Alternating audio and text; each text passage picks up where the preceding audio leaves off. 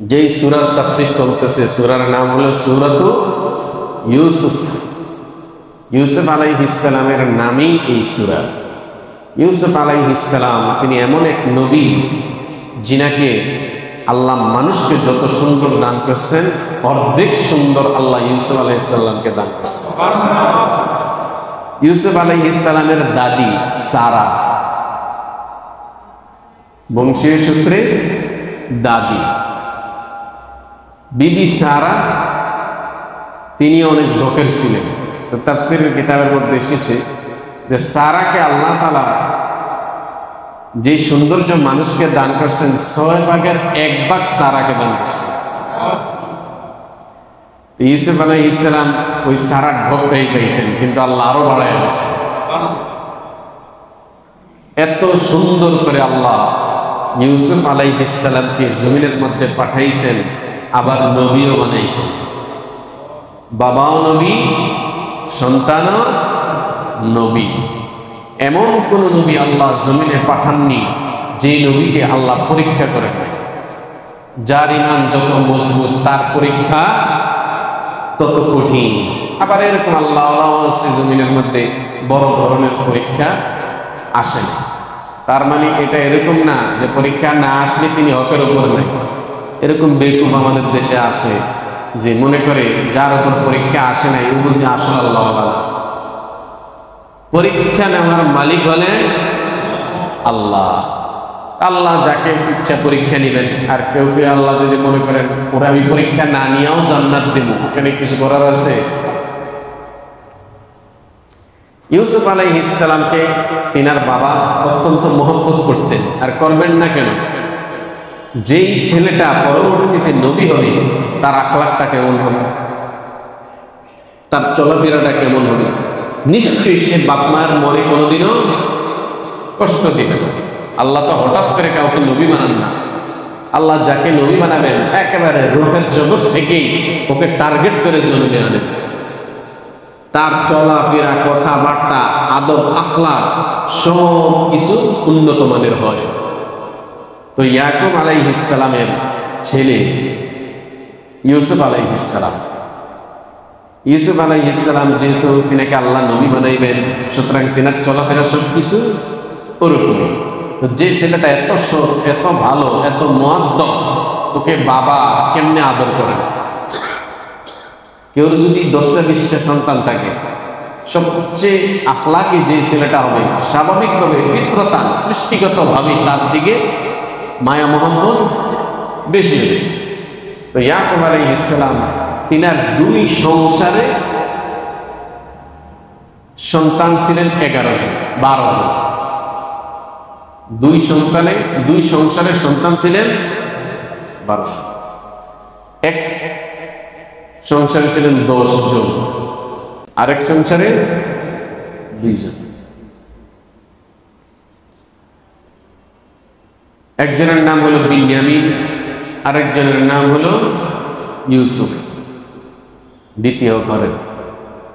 আর আগের সংসারে ছিলেন ওরা 10 ভাই। এখন এই 10 ভাই দেখছেন ইয়াকুব আলাইহিস সালাম ইউসুফ আলাইহিস সালামকে খুব মহব্বত করে, এই জন্য এটা ওদের সহ্য হয় না। ওরা চিন্তা করছে ওকে সরাইতে পারলেই আমাদের চোখের কাঁটা পরিষ্কার।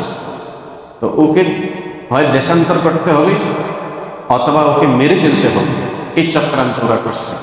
করার পর ইউসুফ আলাইহিস সালামের আগের মায়ের, তো বৈমাত্রীয় ছিলেন, আগের মায়ের বড় যে সন্তান ইয়াহুদা, ওর নাম ছিল ইয়াহুদা।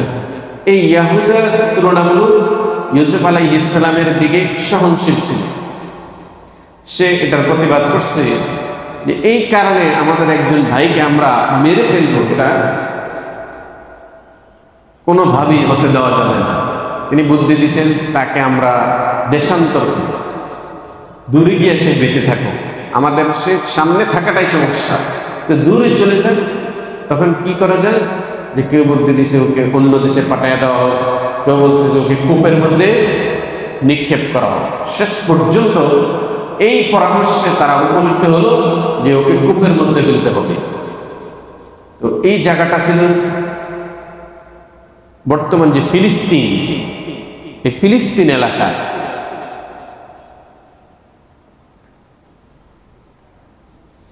বাড়ির থেকে 3 থেকে 3.5 মাইল দূরে গহীন জঙ্গলে একটি কূপ ছিল, পরিত্যক্ত কূপ। তারা চিন্তা করছে কূপের মধ্যে ফেলে দেই, বাবা খুঁজে তাকে পাবে না, ওখান থেকে সে হয়তো ওখানে মারাই যাবে অথবা অন্য কোনো ভাবে ওকে আরেক দেশের মানুষ নিয়ে যাবে।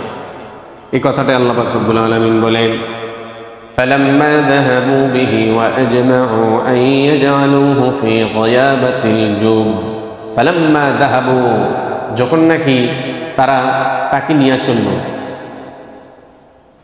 ইয়াকুব আলাইহিস সালাম থেকে ওই যে গত আয়াতে গেছে যে তারা বলল যে ক্বালু ইয়া আবানা মা লাকা লা তা'মান্না আলা ইউসুফ, হে আমাদের পিতা, আপনি ইউসুফের ব্যাপারে কেন আমাদেরকে বিশ্বাস করেন না?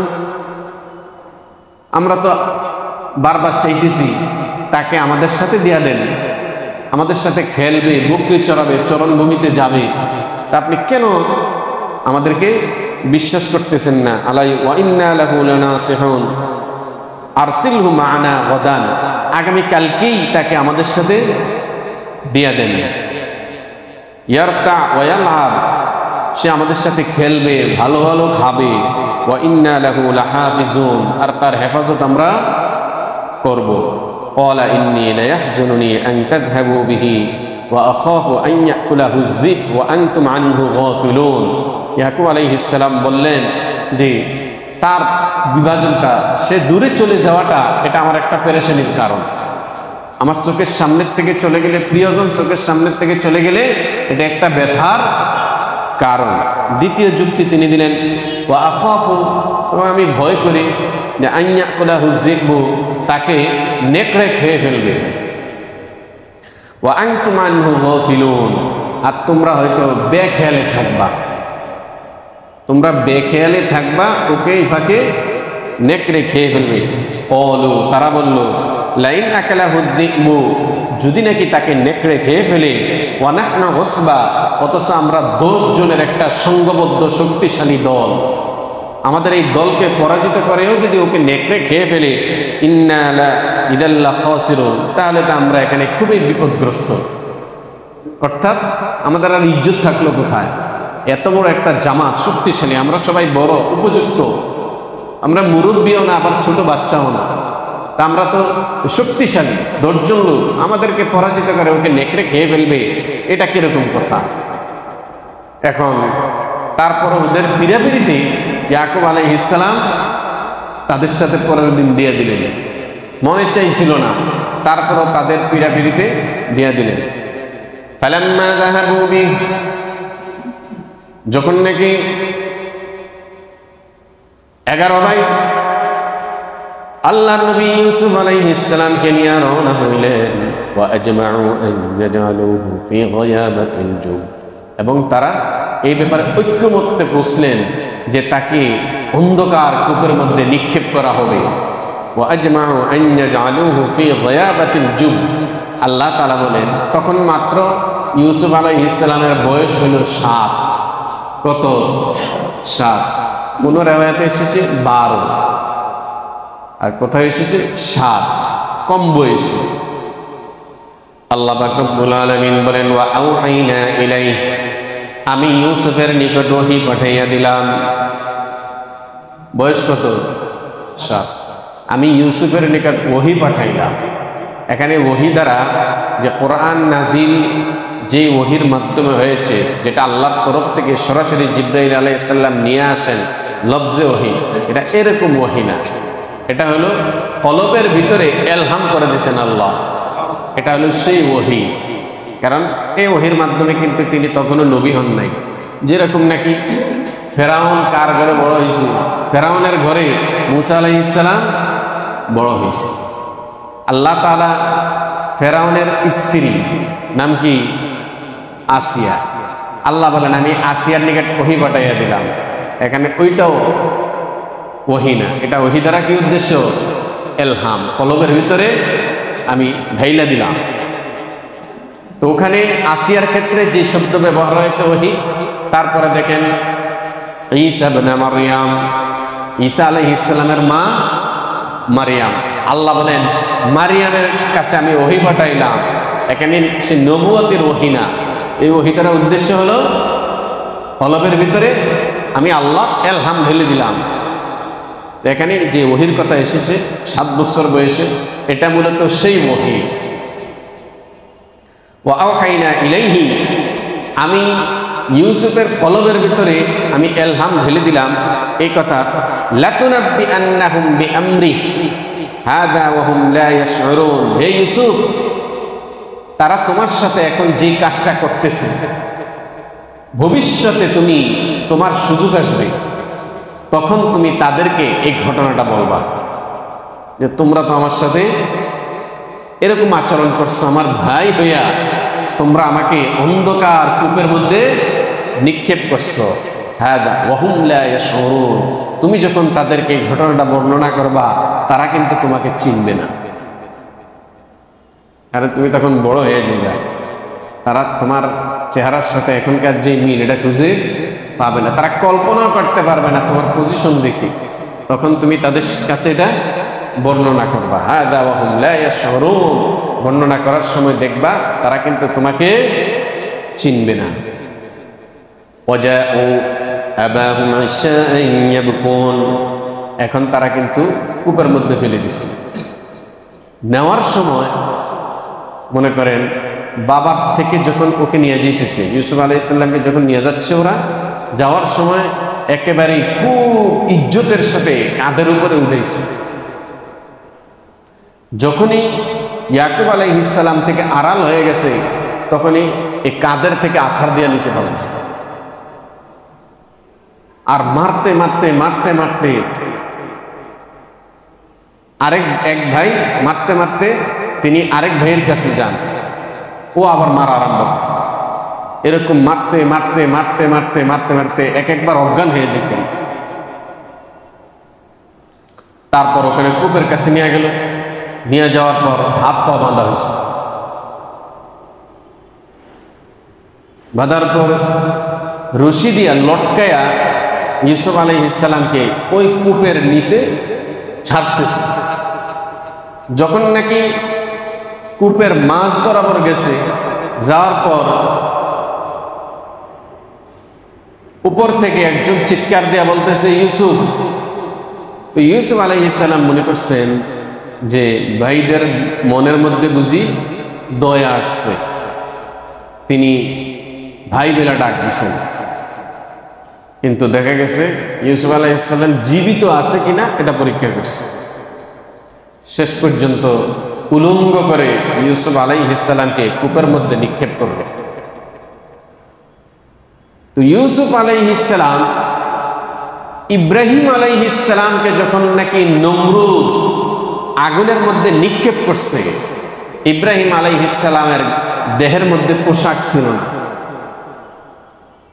নমরুদের বাহিনী ইব্রাহিম আলাইহিস সালামের সব পোশাক খুলে নিছে। আল্লাহ পাক রব্বুল আলামিন জিবরাইলকে বললেন, জিবরাইল আমার নবী ইব্রাহিমকে উলঙ্গ করছে নমরুদের বাহিনী, যাও জান্নাত থেকে রেশমি কাপড় নিয়ে ইব্রাহিমকে পরাইয়া দাও। দুনিয়াতে থেকেই জান্নাতের কাপড় ইব্রাহিম আলাইহিস সালাম পরছেন। সেই ইব্রাহিম আলাইহিস সালামের বংশের লোক হলেন ইউসুফ আলাইহিস সালাম। ইব্রাহিম আলাইহিস সালামের 2 সন্তান, ইসমাইল আলাইহিস সালাম আর ইসহাক আলাইহিস সালাম। তো ইসহাক আলাইহিস সালামের বংশধর হলেন ইয়াকুব আলাইহিস সালাম, ইউসুফ আলাইহিস সালাম। ওই যে ইব্রাহিম আলাইহিস সালাম জান্নাতি যে পোশাকটা পেয়েছিলেন, রেশমি কাপড় তো বুঝেন না, দুনিয়ার যে রেশমি কাপড় এটাই নাকি মেজের ঠোঙ্গার মধ্যে বড় একটা শাড়ি ঢুকানো যেত। তো তাফসীরের কিতাবের মধ্যে আসছে এই যে রেশমি কাপড়টা, এটা তো বইটা একবারে ছোট করে ফেলা যেত। এই কাপড়টা এটা ওয়ারিস সূত্রে ইয়াকুব আলাইহিস সালাম পেয়েছেন। ইয়াকুব আলাইহিস সালাম কলিজার টুকরা মুহাব্বতের সন্তানকে এই যে রেশমি কাপড়টা, যেটা জান্নাতি কাপড়, এই কাপড়টা একটা ছোট তাবিজের মতো এরকম একটা ঠোঙ্গার মধ্যে ঢুকাইয়া ইউসুফ আলাইহিস সালামের গলার মধ্যে বেঁধে দিয়েছিলেন। এই বরকতি কাপড়টা এটা তোমার সাথে থাকবে।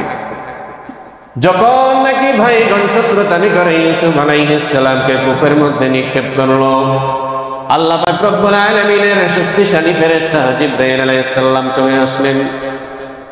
গায়ে তো কাপড় নেই। জিবরাইল আলাইহিস সালাম এসে হাত পা তো বাঁধা, জিবরাইল আলাইহিস সালাম এসে গলার থেকে কাপড়টা খুললেন, খুইলা নবী ইসমাঈল আলাইহিস ইউসুফ আলাইহিস সালামকে সেটা পরাইয়া দিলেন। যে কাপড় এক পরীক্ষায় করেছিলেন ইব্রাহিম আলাইহিস সালাম, ওই কাপড়ে ইউসুফ আলাইহিস সালাম আরেক পরীক্ষায় এটা পড়ছেন। দুইজনকে পরাইয়া দিয়েছেন কে? জিবরাইল আলাইহিস সালাম। এবার ওখানে যখন নিক্ষেপ করলো তখন এই যে কূপের নিচে একটা পাথর ছিল, ওই পাথরের মধ্যে ইউসুফ আলাইহিস সালাম পাথরে গিয়া ঠেকলেন, ওখানে অবস্থান করতেছে। ইউসুফ আলাইহিস সালাম প্রথমে খুব ভয় পাইছেন। আল্লাহ পাক রব্বুল আলামিন ইউসুফ আলাইহিস সালামের দেখভালের জন্য ফেরেশতা পাঠিয়ে দিয়েছেন। তিনি তো বুঝছেন। এবং জিবরাইল আলাইহিস সালাম আয়েশা প্রস্তাবও দিয়েছেন, আপনার কি দরকার, আপনি কি ভয় পাইতেছেন? ইউসুফ আলাইহিস সালাম বলতেছেন, ইয়াকুব আলাইহিস সালামের রব যে সিদ্ধান্ত নেবেন আমি সেটার উপরে অটল। নবী হইবেন না ভবিষ্যতে।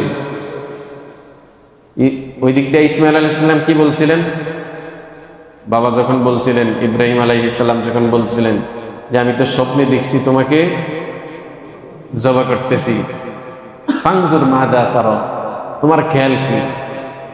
ক্বালা ইয়া আবাতি, ও আমার বাবা, ইফআল মা তুমার, আপনাকে যা আদেশ করা হয়েছে আপনি সেটা করেন, আমি আপনার সাথেই আছি। নবী যারা হবেন তিনাদের সবকিছুতে এরকমই।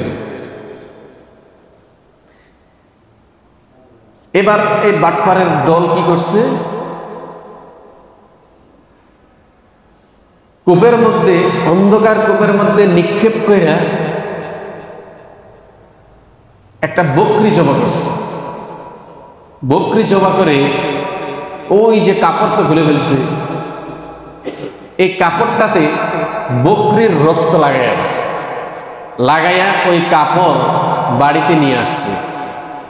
আল্লাহ এই কথাটা বলতেছেন, ওয়াজাউ আবাহুম ইশাআন ইয়াবকুন, ওয়াজাউ তারা এসেছে তাদের বাবা ইয়াকুব আলাইহিস সালামের নিকট, ইশাআন রাত্রিকালীন, সন্ধ্যে কেটে যাওয়ার পর, ইয়াবকুন কানতে কানতে আসছে। অভিনয়, ইলিয়াস আলীর পেট ছিঁড়া নদীতে ফেলছে, তারপর ওর মেয়েকে ধরে কানছে। অভিনয় কি জিনিস! এই শয়তানি অভিনয়, এগুলো এই শয়তান থেকেই শিখছে। মনে করেন মানুষ মেয়েরা অভিনয় করা, হ্যাঁ, রং লাগাই আসছে, হেফাজতের লোকেরা রং লাগাই আসছে, মানুষ মেয়েরা অভিনয় করা কত বড় জানোয়ার। ইয়াকুব আলাইহিস সালামের কাছে আসছে, কাপড়ের মধ্যে রং লাগায়, বকরির রক্ত লাগাইয়া নিয়ে আসছে। এসে বলতেছে, ক্বালু বলতেছে ওই দোষটা, ইয়া আবানা, ও আমাদের বাবা, ইন্না যাহাবনা নাস্তাবিকু, আমরা দৌড়ের প্রতিযোগিতা দিতেছিলাম। ওয়া তারাকনা ইউসুফ ইনদা মাতাইনা ফাআকালাহু যিব, আমাদের ভাই ইউসুফকে আমাদের মাল সামানাগুলো পাহারা দেওয়ার জন্য বসে রাখছিলাম। বাবা, আমরা প্রতিযোগিতা করতেছিলাম, দৌড়ের প্রতিযোগিতা, আর আমাদের ভাই ইউসুফকে আমাদের মাল সামানাগুলো পাহারা দেওয়ার জন্য বসে রাখছি। ওকে হঠাৎ নেকড়ে খেয়ে ফেলছে। ইয়াকুব আলাইহিস সালাম তিনাকে আল্লাহ এরকম মেধা শক্তি দান করছেন, ঘ্রাণ শক্তি এত তীক্ষ্ণ ছিল তিনার। মনে করেন ইউসুফ আলাইহিস সালাম যখন ফিলিস্তিন সিরিয়া থেকে ইউসুফ আলাইহিস সালামের পাঞ্জাবির ঘ্রাণ শুনতেন, আর এখানে এসে বকরির রক্ত লাগাই দেয়া বলতেছে যে বাঘ খেয়ে ফেলছে। ওমা আনতা বিমুমিনিন ওয়ালাউ কুন্না সাদিকিন। এবার দেখেন কি অভিনয়টা করতেছে, বলে যে আমরা তো দৌড়ের প্রতিযোগিতায় ছিলাম, ইউসুফকে এই ফাঁকে বাঘে খেয়ে ফেলছে। ওমা আনতা বিমুমিনিন লানা, আপনি তো আমগো কোনো কথাই বিশ্বাস করবেন না। ওয়ামা আনতা বিমুমিনিন, আপনি তো আমগো কোনো কথাই বিশ্বাস করবেন না। ওয়ালাউ কুন্না সাদিকিন, অথচ আমরা সত্য বলতেছি। এরকম বার্তা। ওয়াজাউ আলা কামিসিহি বিদামিন কাযিব, আল্লাহ তাআলা বলেন তারা ইউসুফ আলাইহিস সালামের পাঞ্জাবি নিয়ে আসছে বিদামিন কাযিব, মিথ্যা রক্ত মাখায়া, মিথ্যা রক্ত মাখায়া নিয়ে আসছে। ইয়াকুব আলাইহিস সালাম বলতেছেন, এই আমার কলেজের টুকরা ইউসুফকে খেয়ে ফেলছে বাঘে, বাঘটা বুঝি এরম বুদ্ধিমান যে ওর দেহটাকে খেয়ে ফেললো কিন্তু ওর পাঞ্জাবিটা একটু ছিঁড়ল না।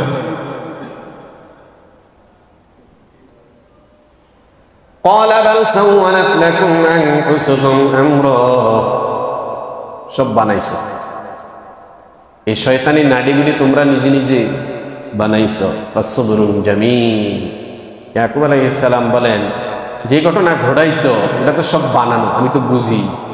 ফাসবরুন জামিল, তবে এখন আমার আর এই ধৈর্য ধরা ছাড়া কোনো রাস্তা নাই। এরকম মাঝে মধ্যে বিপদ আসে, এমন বেকায়দা ওখানে বলাও যাইতেছে না, ওখানে ধৈর্য ছাড়া কোনো রাস্তা নাই। ওয়াল্লাহুল মুস্তাআনু আলা মা তাসিফুন, যেই কাজ তোমরা করছো এটার ব্যাপারে আমার আল্লাহর সাহায্য করতে, আমি আল্লাহর সাহায্য ছাড়া আমার আর কোনো উপায় নাই। ওয়াজাআত সাইয়ারা, পথিক আসলেন। এই রাস্তাটা সচরাচর রাস্তা ছিল না, ওখানে যে কূপটা অবস্থিত পরিত্যক্ত কূপ, এই কূপটা সচরাচর যেই মানুষের চলাফেরার যে রাস্তা, ওই রাস্তার মুখে ছিল না, এটা ছিল ভিন্ন একটা রাস্তা। কিন্তু ওই একটা ব্যবসায়িক দল পথিক, ওরা ভুলে ওই রাস্তা দিয়ে ঢুকছে, আল্লাহ ওদেরকে এদিক দিয়ে নিয়ে আসবেন। ওয়াজাআত সাইয়ারা, একদল পথিক আসলেন, রাস্তা হারিয়ে তারা পানি তৃষায় কাতর হয়ে গেছে, পানি খুঁজতেছে, পানি খুঁজতেছে, কোথায় কূপ পাওয়া যায়। আগে তো আর এরকম কল সিস্টেম ছিল না, পানির ভরসা ছিল কূপ। ফাআরসালু ওয়ারিদা, একজনকে পাঠাইলো পানি আনার জন্য। ফাআদলা দারওয়া, তিনি কূপের কাছে গিয়া বালতিটা নিচে ফেলছে। দেখছেন না কূপের গোড়াতে এরকম বালতি আর রশি বাঁধা থাকে, তো ওরা ও কাছে গিয়া এরকম রশি দিয়া বালতিটা নিচে ফেলছে। ক্বালা ইয়া বুশরা হাযা গুলাম, এই বালতি যখন নিচে ফেলছে তখন চাইয়া দেখে ফুটফুটে একটা মানুষ। আল্লাহু আকবার, এত সুন্দর মানুষ। ক্বালা ইয়া বুশরা হাযা গুলাম, খুশিতে বাগবা চিৎকার করে বলতেছে, এই আশ্চর্য খুশি, এই দেখি একটা বাচ্চা উঠছে। ওয়া আসরুহু বিদাআ, ব্যবসায়িক পণ্য মনে করে ওরা ইউসুফ আলাইহিস সালামকে লুকিয়ে ফেলছে, ওকে বেচতে পারবে। আল্লাহু আলিমুম বিমা ইয়ামালুন, তারা যা জানে না আল্লাহ সব দেখতেছেন। ওয়াশরাউহু বিতামানিন বাকসিন দারাহিম মা'দুদা, তারা অল্প দামে নির্দিষ্ট কিছু সম্পদের বিনিময়ে ইউসুফ আলাইহিস সালামকে বিক্রি করে ফেলছে। এখন ইউসুফ আলাইহিস সালামের বড় যে ভাই ইয়াহুদা, আগেই তো বলছি, সে ইউসুফ আলাইহিস সালামের প্রতি একটু সহনশীল ছিল। তো এই কিতাবে এসেছে ইউসুফ আলাইহিস সালামকে ওখানে ফেলার পর ওই ভাই ইয়াহুদা সে আসতো, আয়েশা মাঝে মধ্যে খাবার দিত, এবং অন্যান্য ভাইরা আশেপাশেই ঘোরাঘুরি করত যে ওর অবস্থাটা শেষ পর্যন্ত কি হয়, ওখানে মারাই যায় না অন্য কিছু ঘটে। এখন ওই যে কাফেলার লোকেরা পানি উঠাইবার জন্য এসেছে, এই পানির বালতির মধ্যে ইউসুফ আলাইহিস সালাম আসলেন। এখন আসার পর ওই যে